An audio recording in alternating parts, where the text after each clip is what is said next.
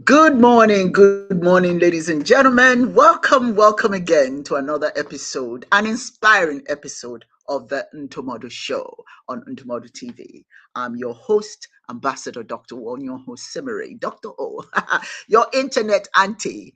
I'm also the president of the African Women Mobilization Commission, a nonprofit organization taking proactive action for change in the lives of women and children. What does Ntomodo mean? Ntomodo is an Igbo Nigerian word that means words of wisdom that I share to add to your repertoire. Today, however, joining me in this conversation is Professor Jamila Franklin. I'll bring her in very shortly.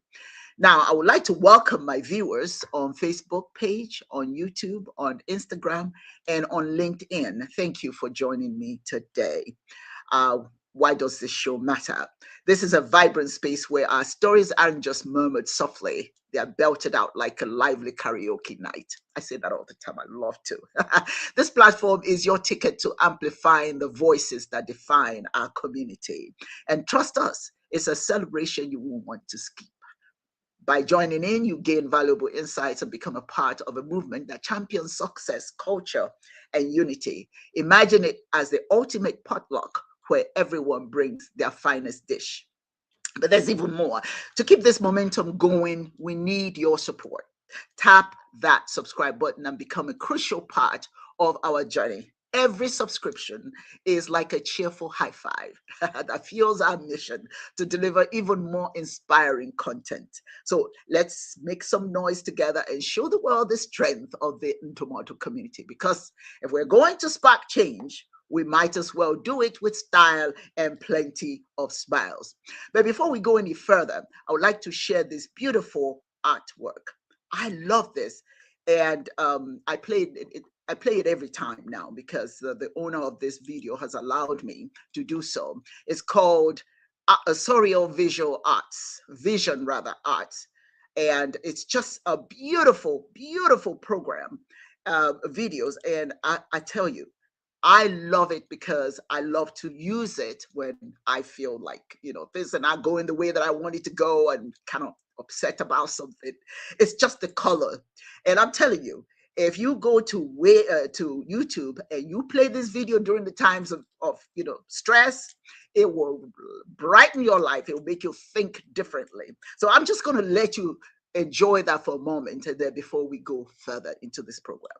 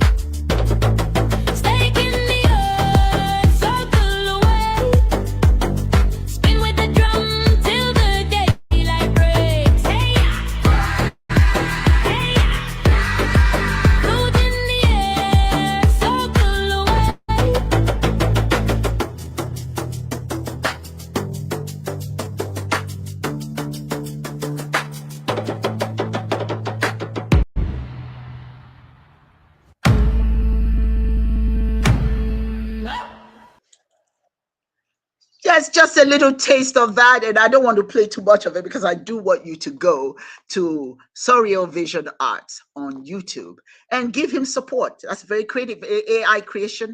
And I think that's the height of creativity. And it will be really nice. He will really appreciate it if you go to Surreal Vision Arts and subscribe to his website.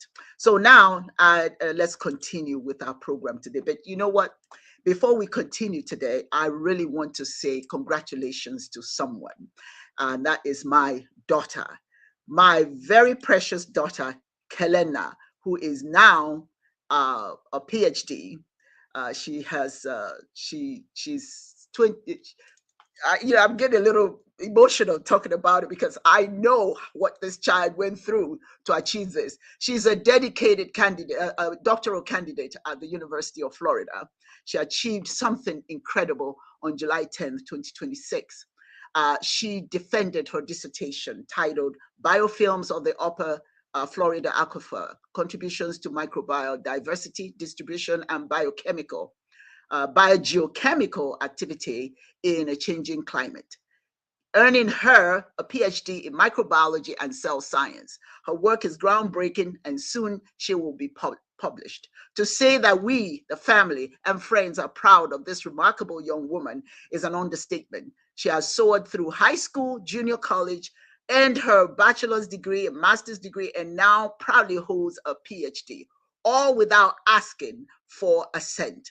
She believed in herself and proved that with hard work, everything is possible. We are so very proud of this young, I call her my black butterfly. So, congratulations to her. And I wish her, and we all wish her, continued success as she continues to make things happen, not just for her, but for other African children. It goes to show that there is nothing our children cannot achieve if we believe in them and if we give them the opportunity to climb. So keep climbing, Kalena. We know we are going to see you at the very top. So now let's continue. It is my pleasure now to bring in my co-host today. Um, I always think it's a nice thing to bring people who have something to say, something to share. And her name, of course, many of you have seen her on my show. Her name is Jamila Franklin, Professor Jamila Franklin.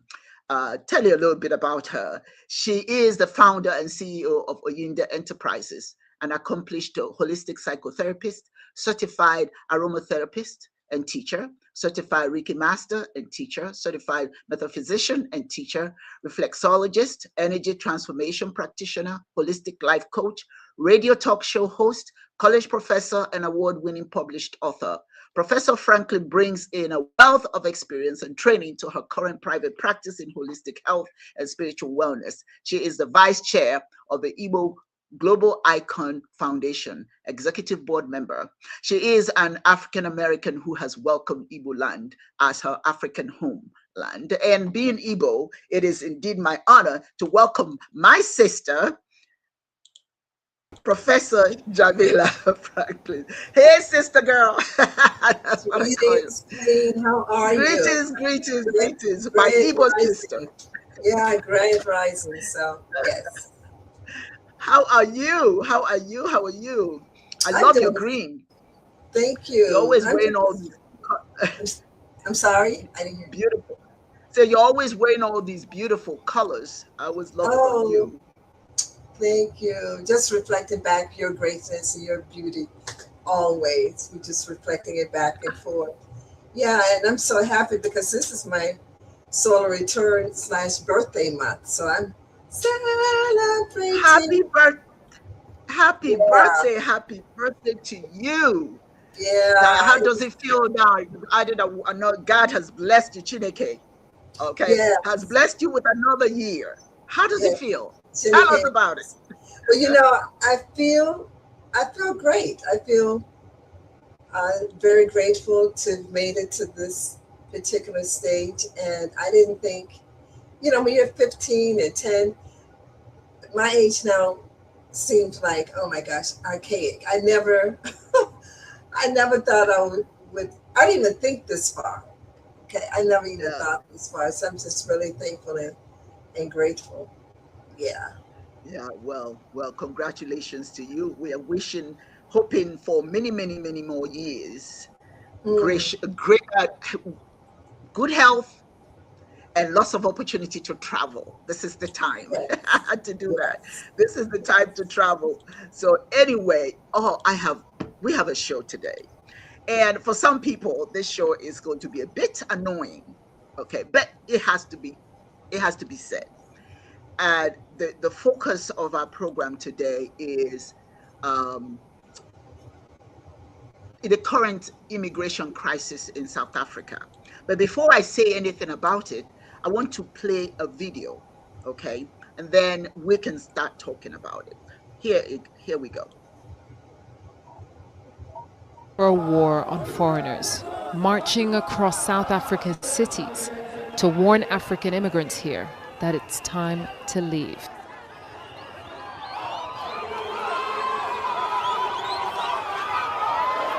The leaders of this march are saying that it's peaceful, but it doesn't feel peaceful. They're brandishing weapons. They're in the heart of Johannesburg's central business district, making it clear to everyone here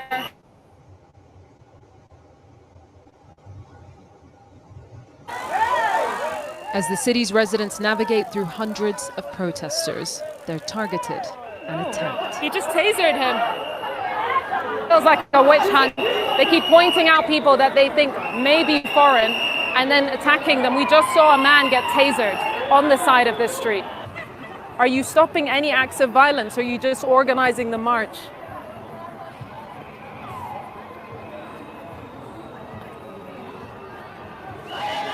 Even the lighter moments of this march are channeled at telling foreigners to get out. So what is fueling this aggression? I'm unemployed. There's no employment. You can't find anything. Now we are focusing on the illegal foreign nationals. Yes, which are black Africans. That's why we are focusing on illegal foreign. Let me tell you, we go to a hospital, they are illegal foreigner occupying a hospital. You go to school, they are illegal foreigner. Members of Operation Dudula, the military name of this xenophobic movement, can be seen entering the ground of this school earlier this year, harassing parents in front of their children, who they suspect are undocumented. In other instances, they've prevented foreign nationals from accessing healthcare. High unemployment and economic inequality has entrenched poverty in South Africa. But the country is still a refuge to Africans from across the continent, now seen by some here as unwelcome guests in a state of growing scarcity.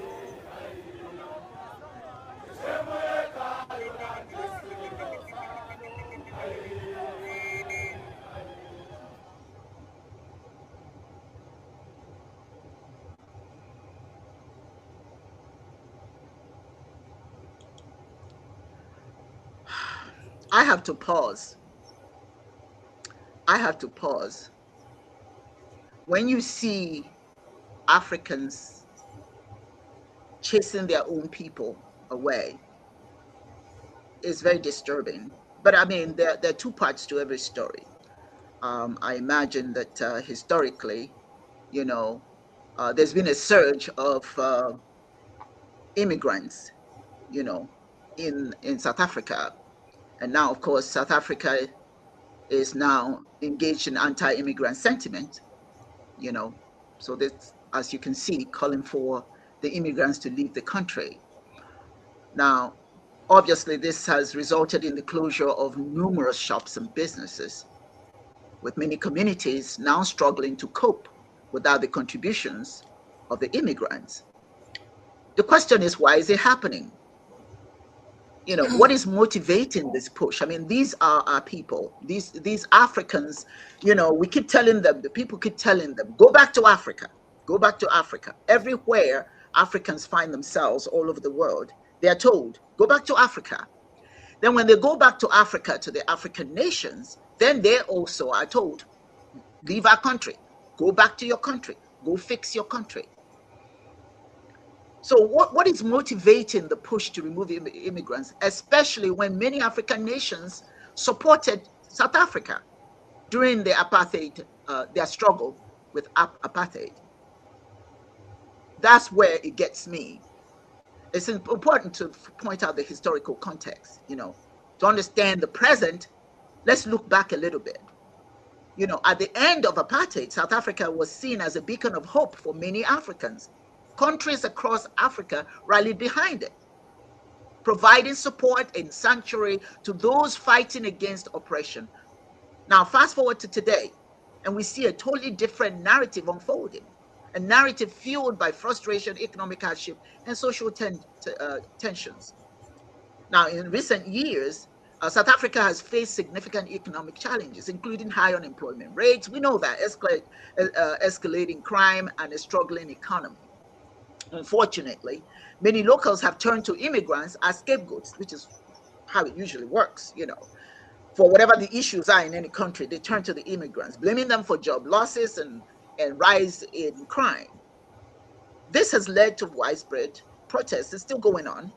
At times, it has become very violent, xenophobic attacks, you know. Here we are. The idea behind asking immigrants to leave is rooted in desire to reclaim jobs and resources for South African citizens. The government and some community leaders may believe that reducing the immigrant population will alleviate economic pressure, but it doesn't, and restore order. It doesn't do that. What it does, however, is that they have overlooked the essential role of immigrants, what role they play in the economy. Because many of these immigrants that they're chasing away contribute significantly to various sectors: retail, transportation, hospitality, even in the hospitals. They often bring unique skills, entrepreneurial spirit, and cultural diversity that enhance community life. Yet, the narrative has shifted to one of fear and blame. And the very people who helped South Africa, the very people who gave them jobs. Now, I was watching a video recently where there are South Africans lined up begging for work. All the shops are shut down. All the shops are shut down. The people who gave them work, they have left. Now they're asking them to come back. Come back for what? Once bitten, twice shy. If you're going to be chased out, obviously, you're going to be very reluctant to come back. So it's going to take a long time for the immigrants to come back, if they do come back. In the meantime, South African economy is going to suffer tremendously. That's the irony. The countries that invested in South Africa's liberation are now seeing their citizens turned away. Their own people, our people. When they don't want us in a foreign land, when we come back to the continent, we should at least feel that we're welcome, be welcomed. We should feel like we belong. But now, they are now seeking to invite back skilled workers. They're not going to come back. The trust has been eroded, and safety concerns remain top of mind for a whole lot of people. If it was me, why would I want to go back there? I would be, you'll be reluctant. So what is their way? Well, here's another thing, and then I'll bring my guest in to say something about this matter. One of the things that's really bothersome for me is that they are white foreigners, but they're not being chased away. Think about what I'm saying. There are foreigners who are white. Let me play this so you can see what I mean. Let me play this. Who are white people. Many of them are found in Cape Town. One of them the other day tweeted that I came to Cape Town for tourism 6 months. I can't believe I even stayed for more than 12 months. It's so nice. This thing can hear that he's saying it's illegal in the country, but it doesn't apply to white people. There was never an outrage on Twitter that she doesn't have visa. Had a black person said that, or my brother, the way is so nice here in Hillborough. I didn't even renew my visas. You will go home the following day. That's right. Our own people will go hunting for that person. But I looked at that thing of that white lady with interest, and I wanted to see what is going to be the reaction. Nothing.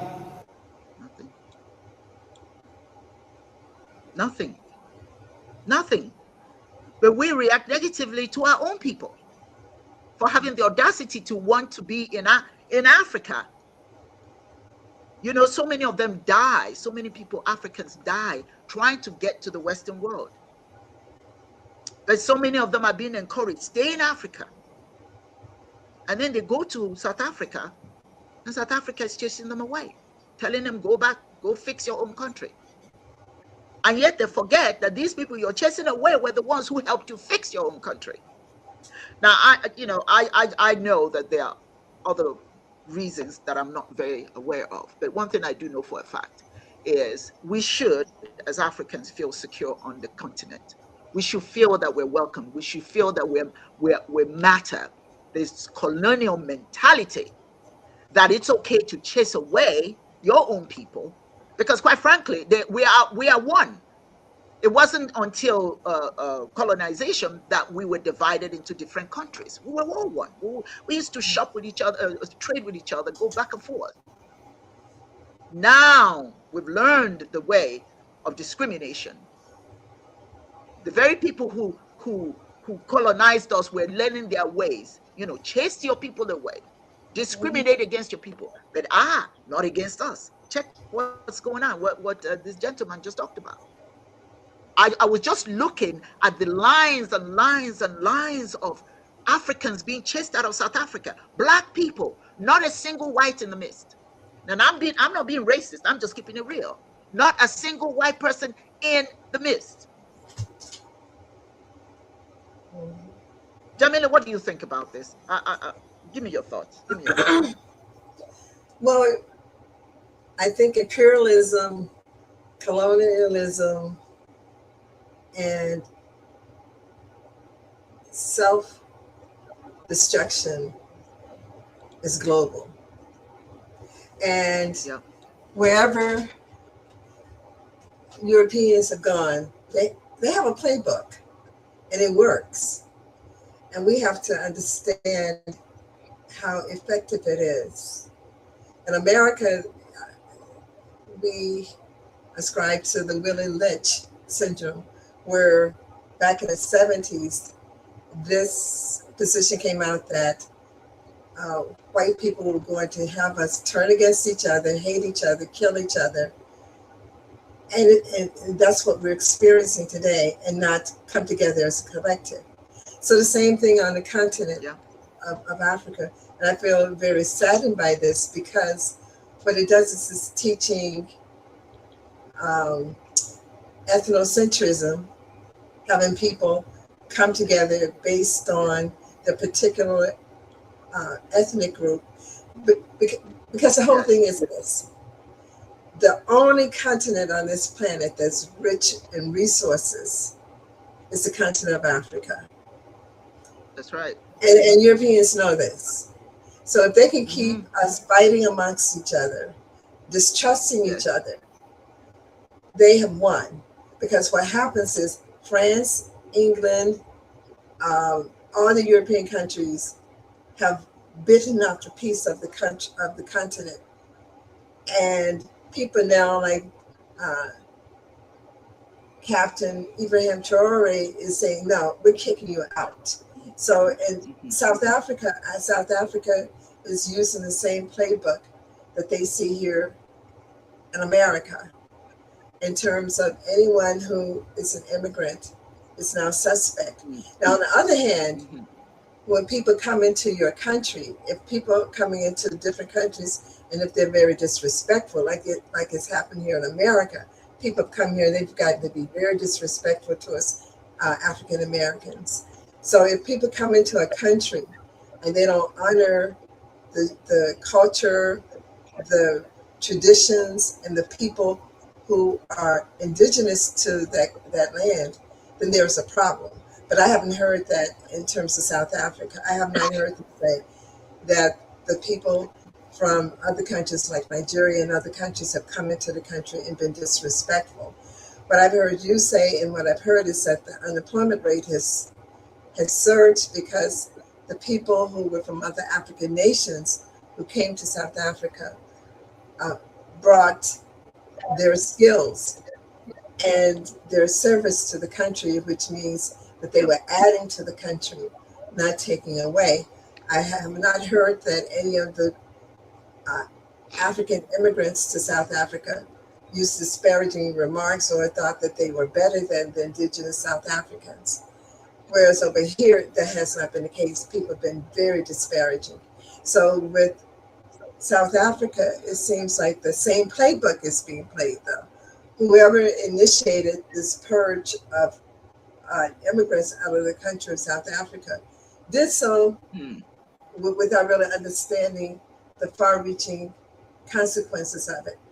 And so, per your analysis, the country now is having an issue because the immigrants were they added to the country, and maybe in some instances we're employed in jobs that South Africans may have not had access to or were not employed in those jobs. Now, see what happens though, whenever you go into a different country, sometimes countries treat the people who are immigrants differently than indigenous people. They treat them, they give them more grace. In this country, that has happened. If an immigrant comes to this country, they can get a loan that African Americans can't get.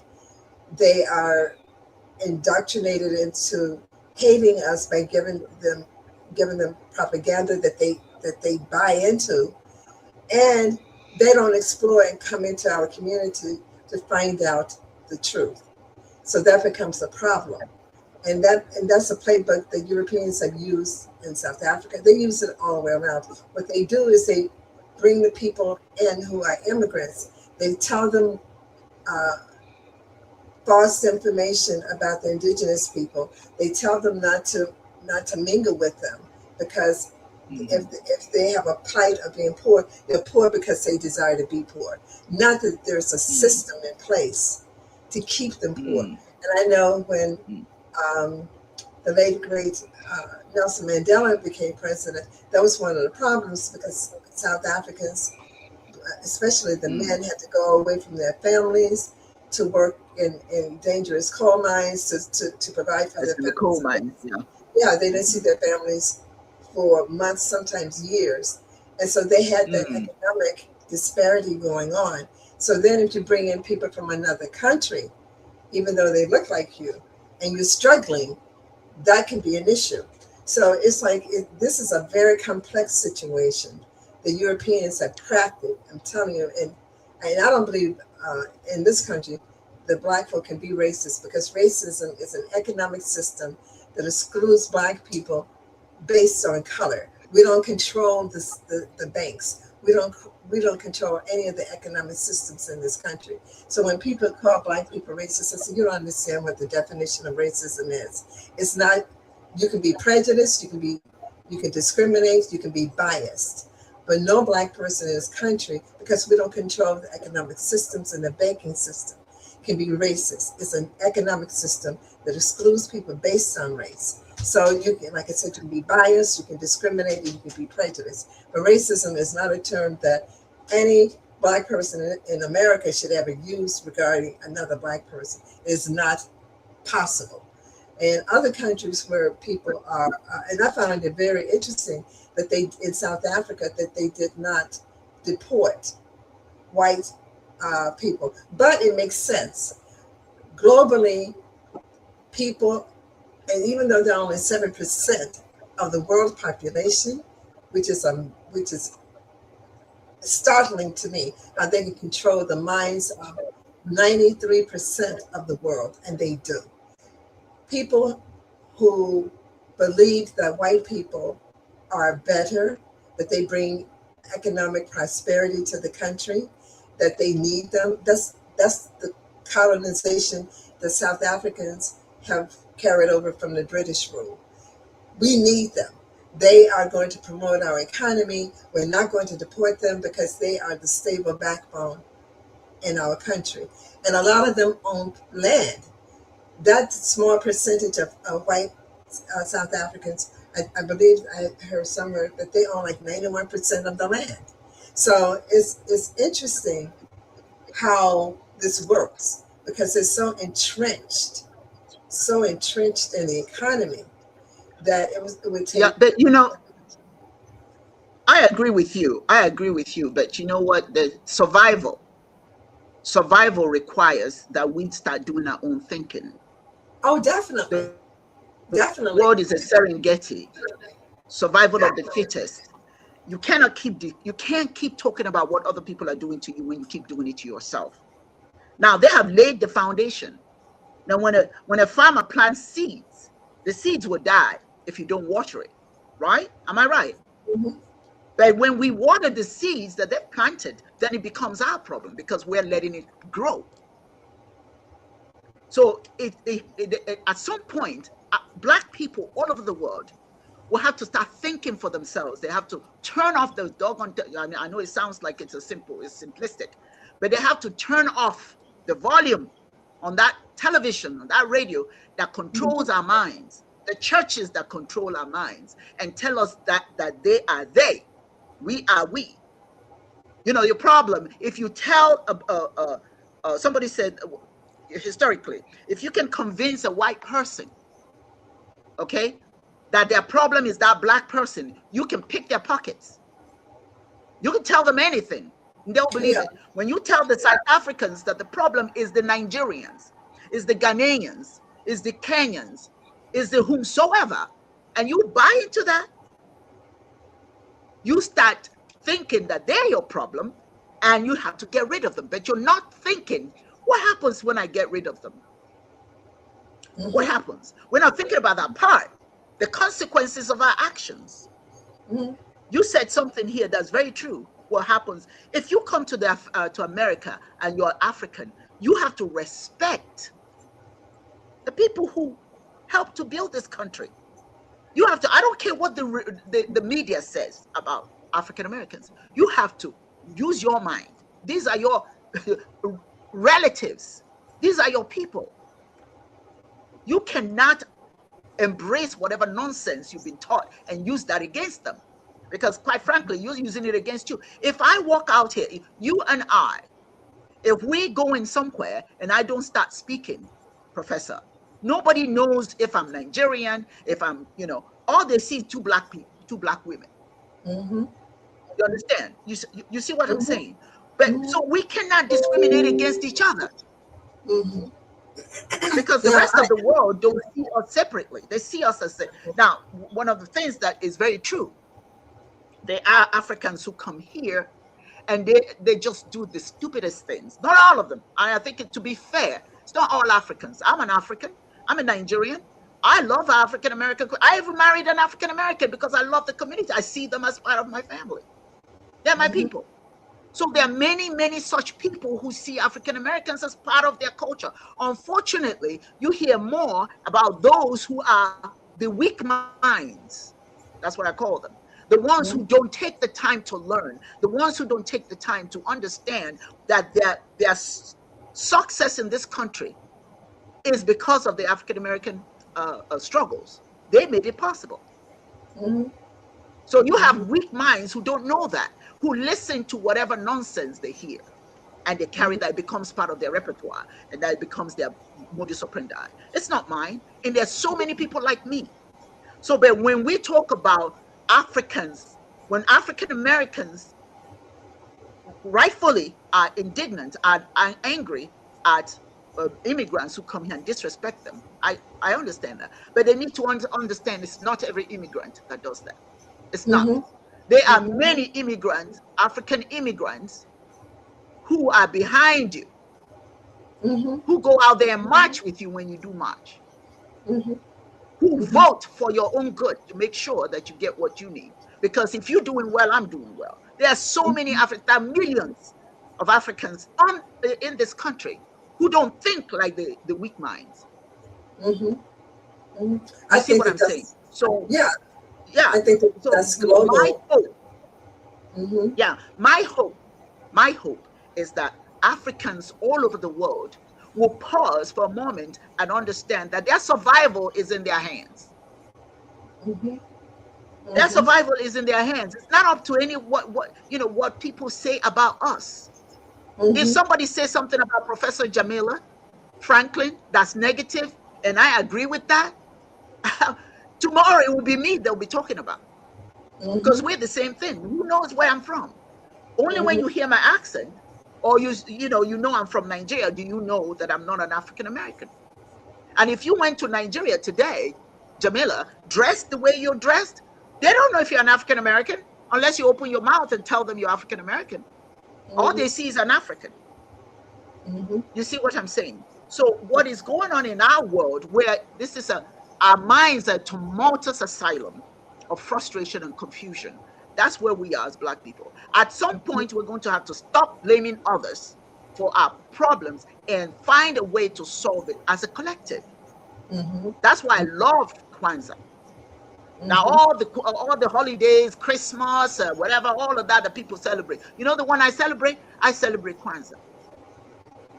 Because with Kwanzaa, you don't have to reinvent the wheel. It's telling you exactly, it's laid down what you need to do. Unity. Who doesn't need unity? African people all over the world, we need unity. South Africa, they need to unify with other Africans. Now they're going to wives and asking for jobs, and the wives are saying, no, you want to clean my house? They're not going to give you those positions that the immigrants gave you. Now you're going back to apartheid, discriminatory practices. That's what's going to happen. So unity is important. The African Americans and the Africans, you have to unify. That's my thing. Any African that I know of that disparages African Americans is a complete tool. It's an idiot. Yeah. But at the same time, I think African Americans should understand there's something called ethnocentrism. You cannot be ethnocentric to the extent that you want to remove other Africans. Now, those who are rude, those who deserve to be deported to wherever, they deserve it. But it's not all Africans. And that's why when any when Africans say anything negative about African Americans, I mean, I go to bat. Because you don't know these people. Your butt is here because of them. If it wasn't for them and the struggles that they went through, many of us will not be here today. Many of us have been here for many, many years. Why? Exactly. Because of you. Because of you. But then I think it's important that we understand that in every community, you have bad apples. I've met some bad African Americans who hated me because I'm from Africa. And they call me all kinds of names, monkey, you name it. And tell me to go back. I have some individuals who say, I'm not part of that ape kingdom. I was a Black person. I told me that don't tell me I'm African because I'm not part of that ape kingdom. That's so even in high school, in college, it was difficult for me because many of the African Americans just stared at me. And when they asked me questions, that blew my mind. Really? That's what you think of us? But I understand why, though. That's the information that's presented to them. They don't know. If you don't know, you don't know. If all your when I was in Nigeria, the kind of things they told us about African Americans was horrible. But we didn't know it wasn't true. So you have parents telling their children, oh, you don't want to mingle with African Americans. They're lazy and all that kind of stuff. And then when you come here, you say, wait a minute. For those of us who have a mind, all that stuff is not true. That's not true. The kindest people I met on campus were African Americans who took me in. Then I started college at age 16 and a half. Mr. and Mrs. Burt, I'll never forget that Mr. Burt has passed away. Mrs. Burt is is elderly right now. But they became my family. They taught me what I know about the African American experience. They were so kind. You see? So if I want to talk about, such people shaped my attitude towards African Americans, because they were the real deal. It wasn't all that stuff they were telling me on television. It wasn't none of that. These people are kind. As a matter of fact, the one person that made me so proud to be a Nigerian, was an African American woman who came from, I think she came from New York. Very beautiful, dark-skinned sister with teeth as white as pearl. We followed her like bees to honey, just to listen to her as young people, because she always told us, you guys are fine, you're beautiful. Where people were telling us, Eurocentric ways were better. You have to look European, all that stuff. But she told us no. She told us no. She used to wear her hair in big, beautiful fro. And all of us started trying to wear our whole, yeah, and because she told us about Michael Jackson and the Jackson 5. So you should see all of us trying to wear our hair in froze because it was she contradicted what we saw on television. Superfly, that's what it, uh, baggy pants with heels made of. I mean, some of the things, people wearing heels, big shoes with fish in it, looking all, lazy and all that. That's what they were showing us. Mm-hmm. And unfortunately, some of our parents bought into that nonsense and started teaching their children who are coming abroad, oh, you don't want to. They didn't teach them that if you go abroad, those black people are the ones who are making it possible for you. They didn't teach them that. They taught them all kinds of nonsense that they heard themselves. Mm-hmm. So our world, Jamila, we have to take back our world.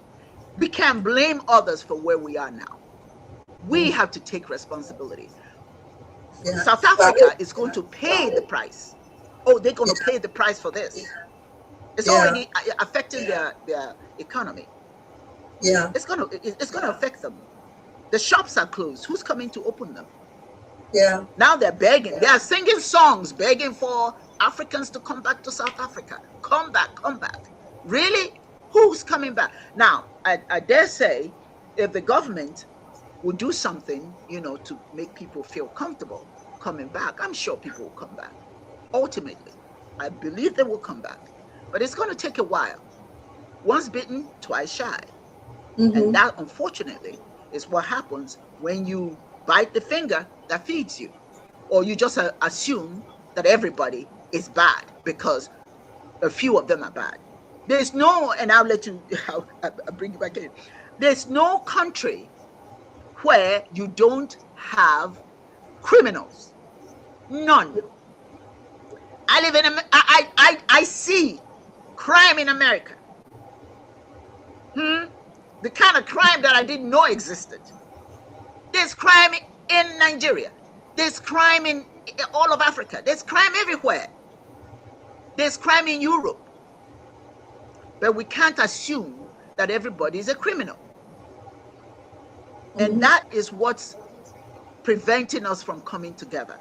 That separation, that separatist mentality, divide and conquer, get one group to be mad at the one group. And then, sometimes when I go to, I have to turn off, as an African, I turn off TikTok. Some of the things I hear, they say about us, immigrants. It hurts my soul because I know I'm not that kind of person. And I know some of the Africans that I mingle with, they're not like that.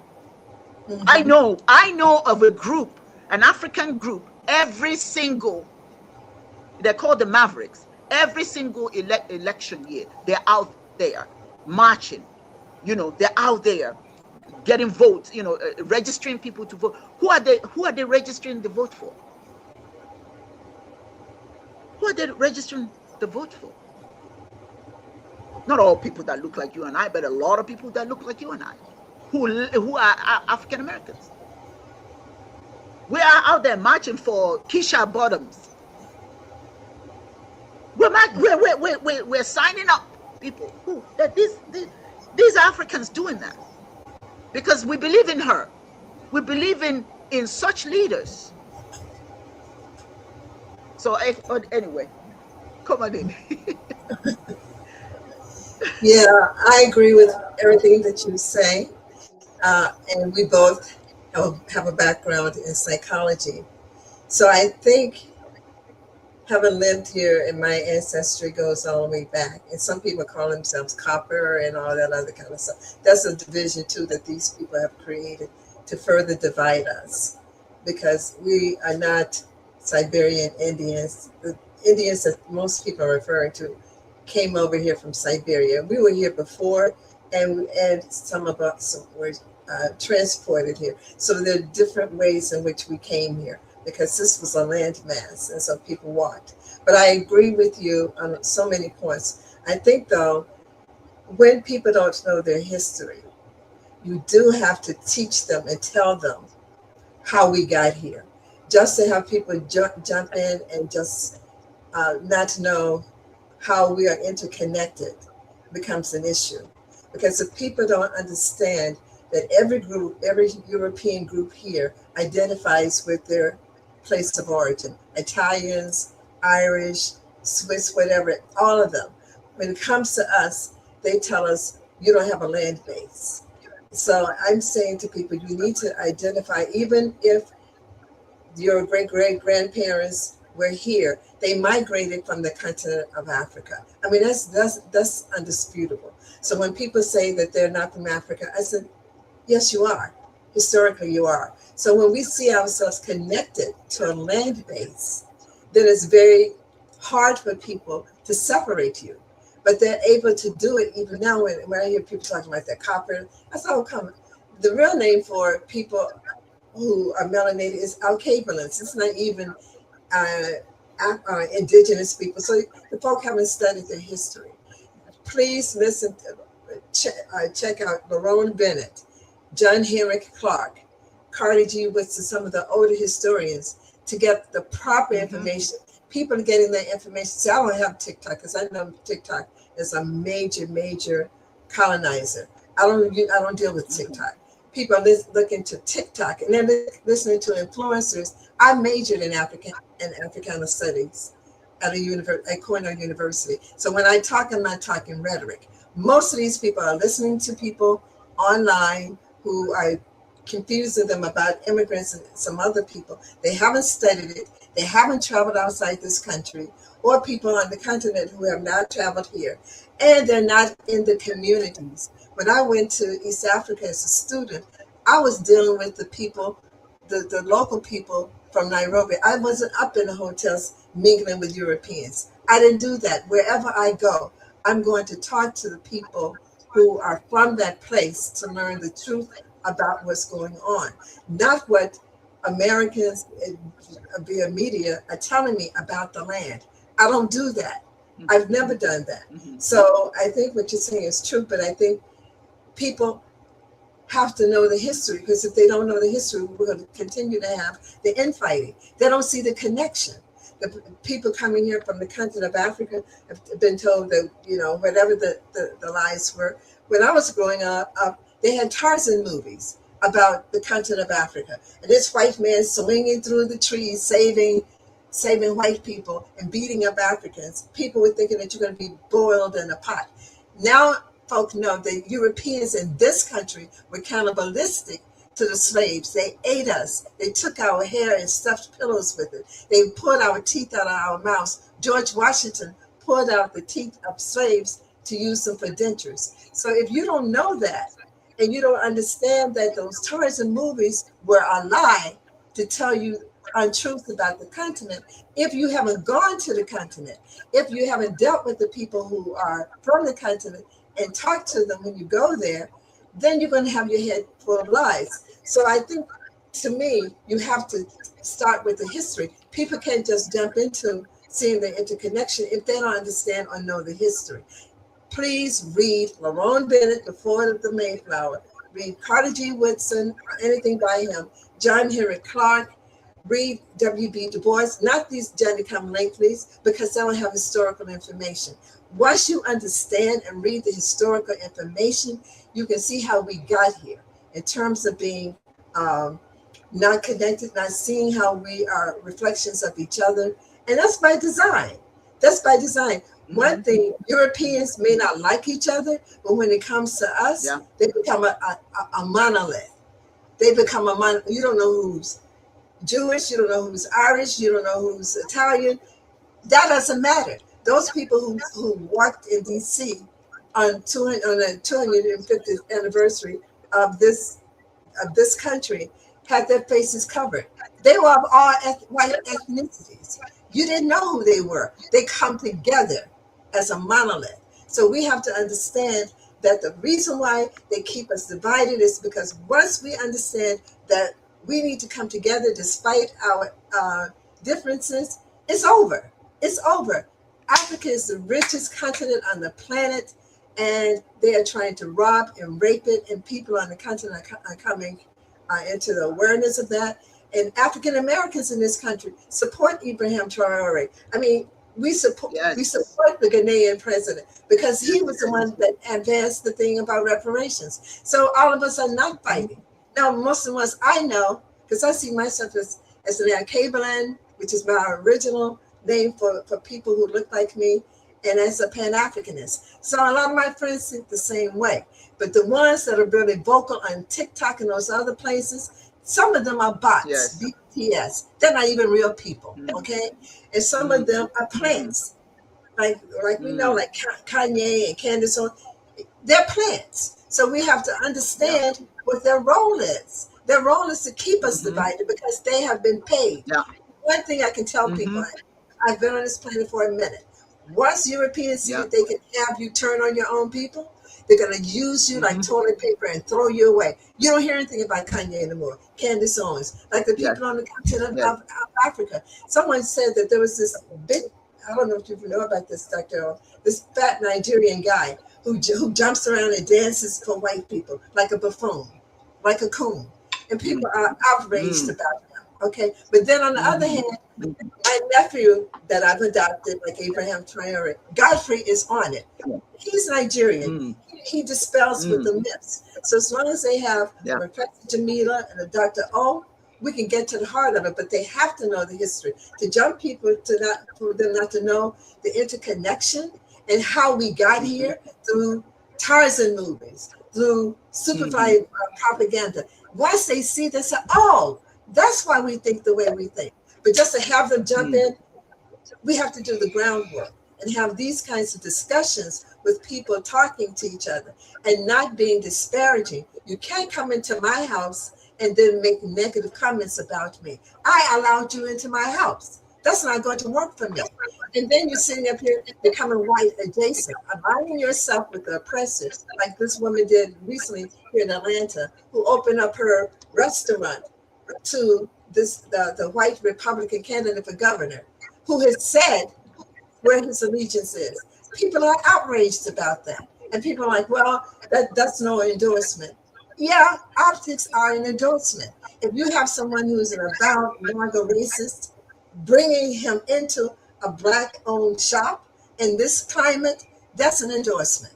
So people are not being swayed by the rhetoric. We have to see how this started. People needing to be white adjacent from the continent. They want to be aligned with white people. People in this country being white adjacent. They want to be aligned with white people. That's the issue. Mm. And they do it because they see in their heads that white people represent power and economics. And that is not true. Whenever we have come together with black communities like Rosewood, Yeah. Black History throughout the country, and even now, we have Atlanta Harvest Mm-hmm. Market. Black farmers who have excellent produce. Are we going there? Are people still going to Asian shops, restaurants, and whatever needs people hate you? So we have to sit back and stop, like you said, stop accepting the rhetoric and self-responsibility, but Mm-hmm. until Mm-hmm. we got there. How do we get here? People didn't automatically come to this position because I Mm. know in the 50s Mm. when I was growing up, my mom didn't have this kind of mentality. They got here through Mm. social media. They got here through bots. They got here through the Mm. Kanye West, the Candace Owens, through celebrities that Mm. we now see were plants because they're living large, right? But then they don't understand Mm-hmm. when white people Yeah. drop them, like you were saying in South Africa, when white people drop them, then they come running back to our communities. We say, you're not invited to the cookout. So everybody in South Africa who kicked out the immigrants who were adding to the economy, who were not making disparaging remarks about them, who were helping the economy, are now learning. Like in this country, Mm-hmm. kicking out the immigrants in this country. Now, white farmers are crying. There's no one in the farms. All those positions, now they're crying. So racism is very Yeah. costly. Racist imperialism Yeah. is costly. Very It's you're so right. And when the government, now I'm going to talk about South Africa. There's a young lady here, or a young man, or whosoever, who's very determined that the South Africa does not need um, immigrants because all immigrants are illegal. They are not contributing anything to South Africa. Well, we will find out soon, wouldn't we? Um, But they're finding out. I'm praying. Finding Wait a minute. out.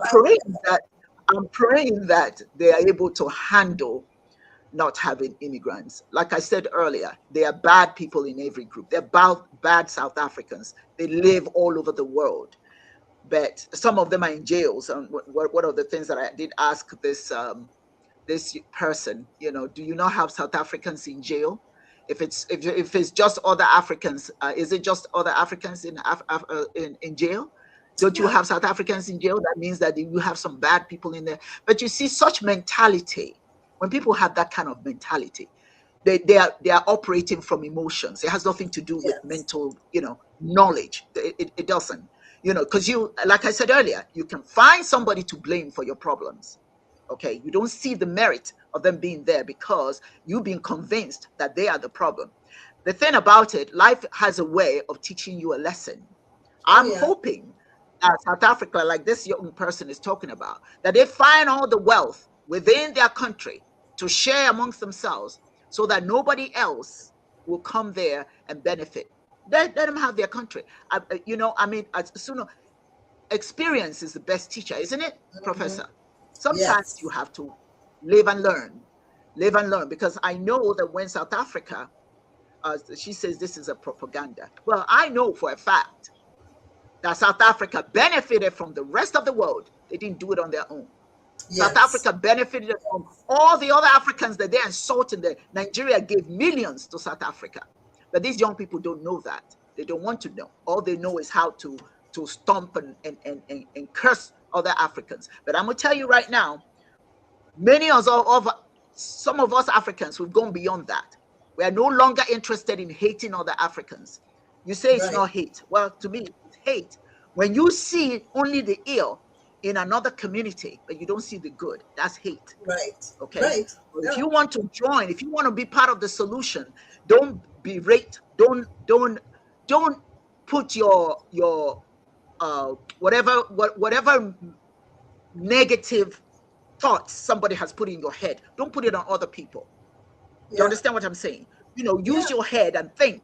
Is it every Nigerian that you know that's bad? Is it every Kenyan? Is it every Ghanaian? Is it every Ugandan? Is it every South African that is bad? Should I now start hating South? I'm not going to hate South Africans because not all of them, as a matter of fact, a lot of them are on the internet crying, saying that this was wrong. It's South Africans saying it, not me. If you don't believe me, go to the internet and hear your own people talk about how this was wrong. The government should do something, do the right things. If immigration is not being conducted properly, then do the right thing. Put immigration as part of a program that you're going to correct. But those people who are there doing the work, don't treat them like dogs and animals. And you, for some reason, you think you're better. You're not better. We are not better. Nobody is better. No black person is better than another black person. None. If they are criminals, then criminals deserve whatever they get. Criminals deserve whatever they get because they're criminals in every group. But we cannot. And that's why I want my brothers and sisters to understand. Today is somebody else. Tomorrow it'll be you. Oh, exactly. Exactly. Your people are chasing South Africans. Chasing other people. Well, you have South Africans in other countries. It's only a matter of time. An eye for an eye, which is bad, which is not the way to go. But you know what? If you think you're so perfect, if you think you're so good, right? Then get out of other people's countries yourself. Because there are lots of South Africans all over Africa. They need to pack their stuffs and go back to South Africa. Let's see how that works for us. Let's see how that works for us. So pack your bags. You're all in other African countries. Pack your little bags and go back to South Africa. Because guess what? You keep that attitude. If you think it's okay to disrespect fellow Africans, you may get disrespected. And I hope not, because that's not the way to solve the problem. But what's good for the goose is good for the gander. We must remember that. We must remember that and do the right thing. Here, I want to close. That's the diversion. I want to close this. Yeah, it's the diversion. Just quickly, the real issue is not about the immigrants. The real issue is that you have Europeans in South Africa that own about 91% of the land and businesses. That so to turn, and that's what they did in this country. It's very clever to turn on people who are the least enfranchised, and then people get distracted. That's the playbook the Europeans have used around the world. So it's not even about the immigrants. That's why I said it's important for people to understand the history of Nelson Mandela. Why was he locked up for 27 years for just advocating for his people? They don't understand that. So once they understand the history, so that's what I'm saying. It's important. That's why they're trying to ban it here in this country. Once you understand the history, you can see the connection. So it's not even the immigrants. It's the white South Africans who own most of the land, who own most of the economy in South Africa. That's the issue. And the other people are scapegoats. The same thing in this country. That is the issue. That's right. We have less than 1% owning the economy in South Africa. That's where the attention needs to be. That's right. That's right. Now, I just wanted to give a little closing remark here. Thank you so much for your wonderful comments, Professor Jamila Franklin. Thank you. It's always a pleasure to have you here. I want to read this message. My sister. This message for my South African brothers and sisters. You need to engage in open dialogue with immigrant communities. You have to acknowledge their contributions and also address the fears of you locals. You have the right to address your fears, but you don't do it by killing people. You don't do it by maiming people. You don't do it by destroying people's lives. There should be a concerted effort to foster unity rather than division. Division is not going to solve the problem. They are not your problem. It's a collective problem. Emphasize it. Collective problem. Your government should intervene and do something about immigration. Immigrants can be part of the solution, not the problem. And furthermore, economic policies must be revisited to create jobs and opportunities for everyone, for the locals and the immigrants alike. Investment in education and skills development can help bridge the gap. Equipping South Africans with the tools they need to compete in a changing economy is important. The situation in South Africa is a reminder of economic hardship that can create divisions within society. We must recognize the invaluable contributions of all community members, regardless of their origin. It's time for South Africa to reclaim its legacy of unity and solidarity, not just for its citizens, but for the continent. That is very important, and that is what I'm hoping that those who joined us today understand. Illegal immigration is a crime. We get that. We get that. But there are illegal immigration everywhere. It has to be handled properly. It's a crime to kill an immigrant just because they are an immigrant. It doesn't give you the right to kill them. It doesn't give you the right to destroy their lives.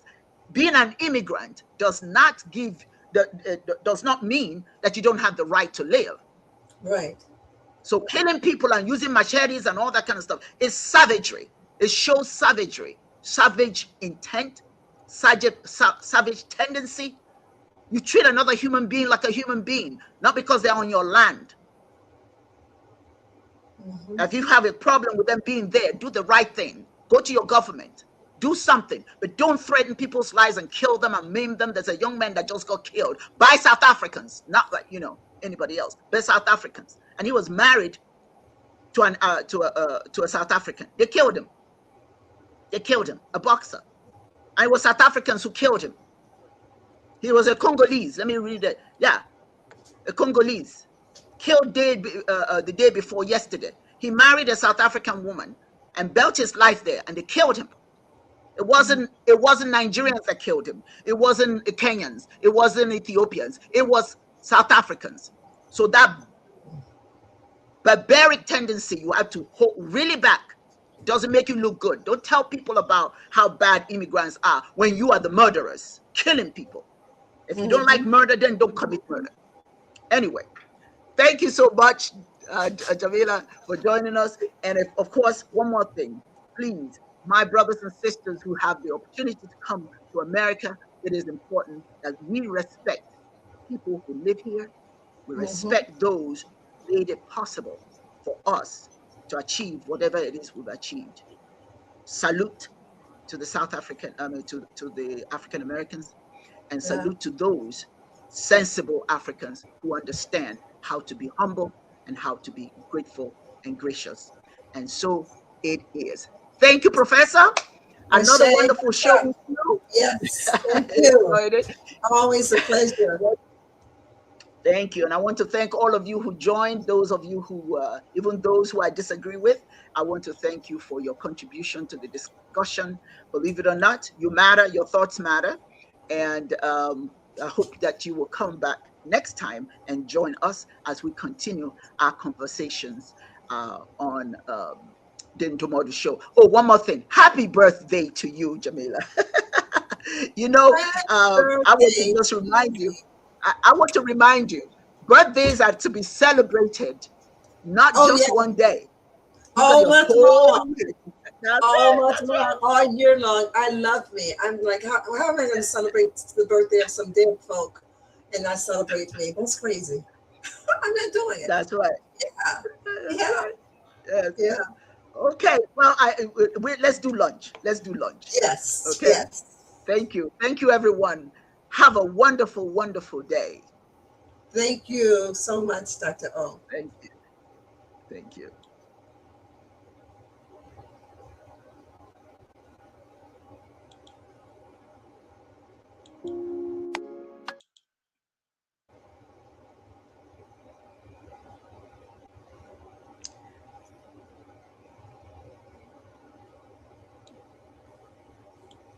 I'm trying to end the show.